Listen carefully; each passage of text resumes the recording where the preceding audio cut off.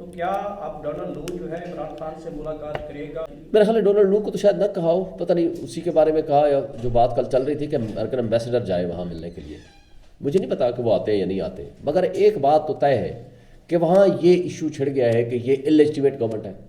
یہ ایشو وہاں چھڑ گیا ہے کہ وہاں لوگوں کے ساتھ ظلم و زیادتی ہو رہی ہے، خواتین کے ساتھ اسپیشلی پولیٹیکل وکٹمائزیشن ہو رہی ہے. یہ ایشو چھڑ گیا ہے کہ ایک فارن اسٹیٹ کے اندر وہاں کے کسی آفیشل نے مداخلت کی ہے. تو یہ تین چیزیں ثابت ہو گئی ہیں. یہ کریڈٹ عمران خان کو جاتا ہے. پہلے تو یہ لوگوں کو حکومتیں گراتے اور توڑواتے تھے، اور اس کے علاوہ لوگوں کو قتل بھی کرواتے تھے، مگر کوئی نہیں بولتا تھا. جب کوئی نہیں بولتا تھا تو وہ لفٹ ہی نہیں کراتے تھے.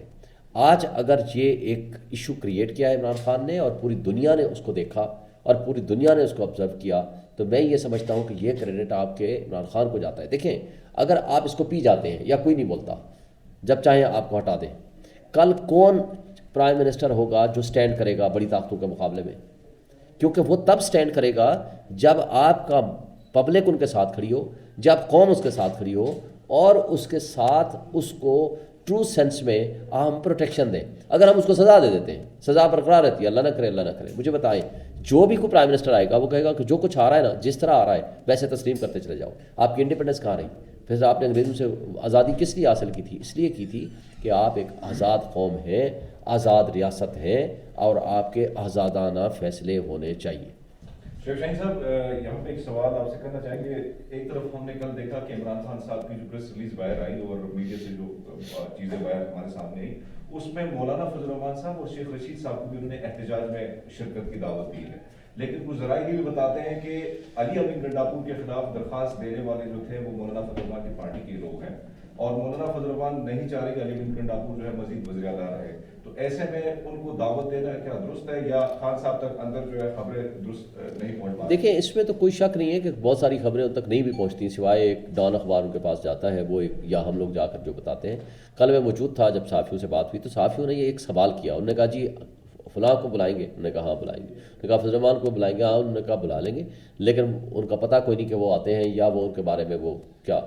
انہوں نے ڈفرینٹ انداز میں بات کی. دیکھیں، ایک جب لارج اسکیل پہ آپ احتجاج کی بات کرتے ہیں، that is a separate thing. مگر میں پہلے دن سے کہہ رہا ہوں کہ مولانا فضل الرحمان صاحب اس اسٹیبلشمنٹ کے ایک لحاظ سے ہمیشہ بینیفیشری رہے، ان کے ساتھ مل کے پالیٹکس کرتے رہے. اور اس وقت بھی جب انہوں نے اسٹیبلشمنٹ کے خلاف بات کی تو صرف اپنی سیٹ پکی کرانی تھی. 2 سیٹیں اس کے بعد ان کو مل گئی، اور اس کے بعد آپ نے دیکھے ریزرو سیٹوں کے لیے بھی سب سے آگے آگے کھڑے تھے. آج علی امین گنڈاپور کے خلاف بھی کھڑے ہوئے ہیں. نہ صرف یہ ہیں بلکہ انہوں نے تو ہر وہ کام کیا ہے جو ہمیشہ جمہوریت کی نفی ہوتی ہے. پچھلا پورا سال 1.5 سال ہمارے خلاف کھڑے رہے.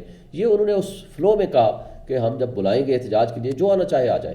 مگر یہ نہیں تھا کہ صرف اور صرف ہم مولانا فضل الرحمان کو بلائیں گے اور اس لیے بلائیں گے کہ جناب ہماری ان سے بڑی محبت کی پینگیں ہو گئی ہیں. انہوں نے ڈفرینٹ انداز میں کہا. انہوں نے کہا کہ ان کے بارے میں ہماری رائے مختلف ہے، ہم ضرور بلا لیں گے، مگر that was not the intention کہ ہم صرف انہیں کو ہی بلائیں گے. مطلب اس پر مہر لگی عمران خان صادق اور امین ہے. کیا آپ کو لگتا نہیں ہے عدالتوں کو سیریس ہو جانا چاہیے اس معاملے میں؟ کیونکہ جب ایک چیز جو ہے ثابت ہو جاتی ہے تو عدالتوں کو فیصلوں کی طرف بڑھ جانا چاہیے، اور عمران خان کی جو سزائیں ہیں وہ معطل کر دینی چاہیے. دیکھیں، عدالتوں کو تو ہر وقت سیریس ہونا چاہیے. عدالتوں کو تو سنجیدگی کے ساتھ قانون اور انصاف کو بالاتر رکھنے کے لیے وہ فیصلے کرنے چاہیے. دیکھیں، افسوس سے کہنا پڑتا ہے وہ کرپٹ یا وہ کمپرومائز ججز جنہوں نے مجھے بتائیں جا کر کے جیل کے اندر جس طرح سزا دے دی ہے، افسوس سے کہنا پڑتا ہے، مجھے افسوس ہے کہ یہ کوئی سزا دینے کا طریقہ تھا. رات 11 بجے آپ کہتے ہیں کہ جناب سرکاری وکیل دے دو. وہ سرکاری وکیل جو پراسیکیوٹر بن چکا ہے، پراسیکیوٹر کے طور پر اس کی حاضری لگی ہوئی ہے، اس کو اٹھا کر کے آپ نے عمران خان کا وکیل بنا دیا. تو ایسے ججز سے اگر آپ فیصلے کرائیں گے تو اس کا تو ہم مذاق ہی اڑے گا نا. ہم پوری دنیا میں اپنا مذاق اڑائیں گے. تو قابل احترام ہمارے اب ہائی کورٹ کے پاس ججز کے پاس میٹر ہے، قابل احترام سپریم کورٹ کے پاس ہمارے میٹرز ہیں. اور کل دیکھا جو ہی گیا میٹر یہ سپریم کورٹ میں 9 مئی والا، سارا کٹا چٹا کھل کے سامنے آ گیا. کل جمال مدخل صاحب نے جو باتیں کی ہیں اس کے پاس کوئی جواب تھا؟ ان کے پاس کچھ بھی نہیں تھا.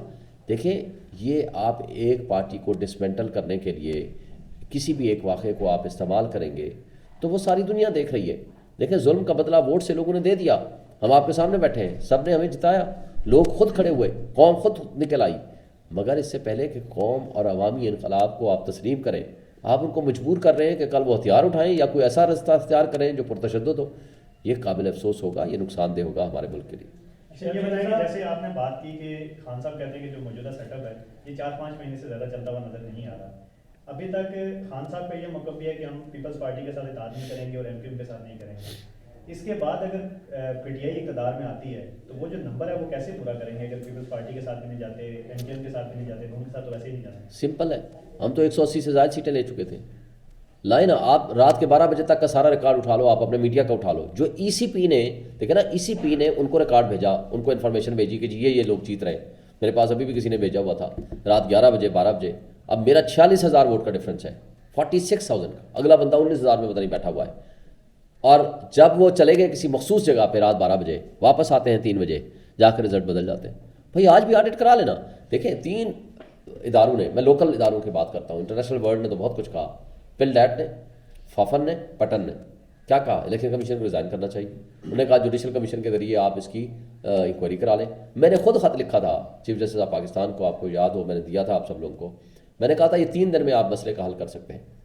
آپ ہر ڈسٹرکٹ اینڈ سیشن جج کو جوڈیشل کمیشن بنا دو, اس کو کہو جی اپنے حلقے کے جو اس کے ڈسٹرکٹ اینڈ سیشن جج میں آتے ہیں فارم 45 کی ویریفیکیشن کرا لیں, اس کو آڈٹ کرا لیں, اس کی روشنی میں فیصلہ کر دیں. اس میں تو کوئی ٹائم ہی نہیں لگنا. بات یہ ہے کہ اگر نیتیں ہوں